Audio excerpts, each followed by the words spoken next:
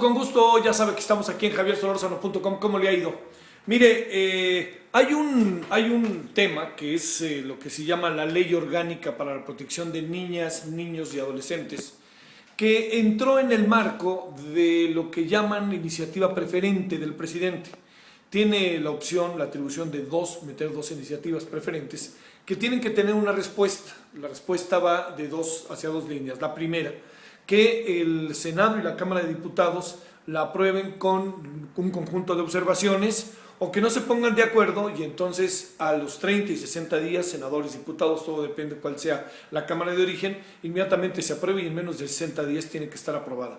Esa es la ley, o sea, debe de estar aprobada. La gran clave del asunto es cómo se aprueba. Y en esta ley, que le recuerdo para que no diga mal, Ley Orgánica para la Protección de Niñas, Niños y Adolescentes, la presentó el presidente ya hace varios días. Está ya discutiéndose, de hecho, en este caso en la Cámara de Senadores. El gran asunto está en qué valor puede tener esta ley. Nadie estaría en contra de desarrollar una estrategia para aprobar una ley de esta naturaleza a sabiendas de las condiciones actuales en las que está en buena parte la vida de niñas, niños y adolescentes en el país.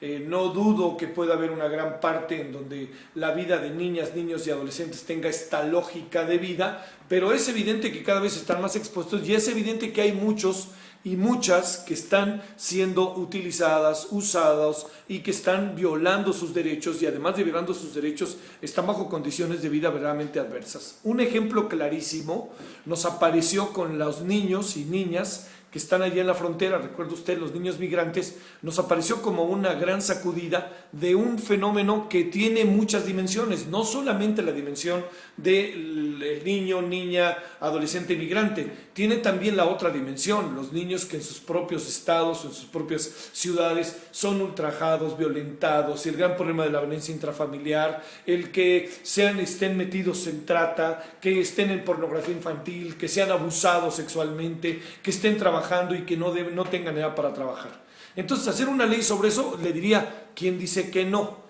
La clave es qué ley hacemos. Ese es ahí donde está buena parte del problema. Si hacemos una ley que tenga que ver con lugares comunes y no que vaya al fondo, no nos va a servir. Es importantísimo que Senado y diputados, ambas cámaras, discutan el asunto, porque hay algunos temas, platicando con Alberto Atié, por ejemplo, que dejan mucha duda. Dice Alberto, parece más una propuesta de gobierno que de Estado, ojo, este es un asunto muy delicado. Luego también acaba diciendo que no aparecen los derechos de los niños, acaba diciendo que las familias, que las familias son las que se deben de meter, son las que tienen que ver con los niños. La gran pregunta es qué es lo que hace el Estado o el gobierno cuando hay violencia intrafamiliar. También hay otros asuntos que me llamaron la atención, por ejemplo, ¿no?, que incluso lo anoté, esto que tiene que ver con que se hizo esta ley, pero no se partió de ningún tipo de consulta para saber exactamente qué es lo que pasaba. No hay una sola consulta sobre esto y también hay algo que no se puede perder, que las niñas, niños y adolescentes pues tienen derechos. Y estos deben de manifestarse, tienen derecho en algún sentido a decidir y no tienen todo que ellos a fuerza a obedecerlo. Ellos per se tienen derechos humanos, derechos que tienen ellos como parte de esta sociedad y también a pesar de su corta edad, derechos que tienen para decidir algunas cosas. Entonces yo entiendo que el asunto, le diría yo de entrada, ¿quién va a decir que no? Todos digamos que sí.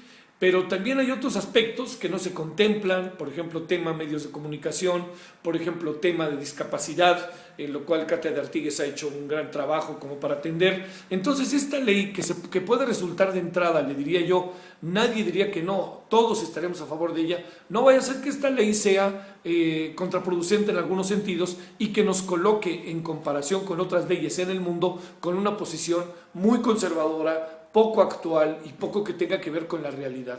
Y en buena medida, personajes como Alberto Atié es lo que están planteando, que hay aquí le diría yo, que hay aquí elementos menores, elementos que no pasan, que no están en la mesa y que están siendo colocados que no están siendo colocados ni discutidos.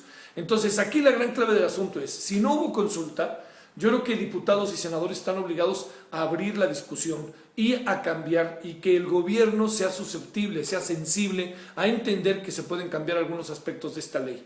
Insisto, nadie puede estar en contra de la ley. Qué bueno que nos llegó la ley, que quizá tardamos, bueno ya, pero aquí estamos. Pero el gran claro del asunto es qué hacemos ahora con lo que ya se echó a andar de una ley orgánica en la materia. Y esta ley tiene que llevar efecto cambios, como lo han hecho ver muchos especialistas, y creo que al gobierno le viene bien, si no es una consulta, escuchar a aquellos que hoy en la Cámara de Diputados y Senadores están de alguna u otra manera metiéndose, insistiendo en que haya estos cambios para que los diputados y senadores sean sensibles para ello.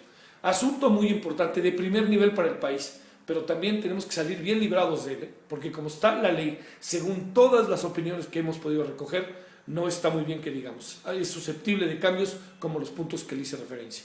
Bueno, aquí estamos, en javiersolórzano.com. Tenga usted buenas tardes, buenos días, buenas noches, según nos vea. Dios.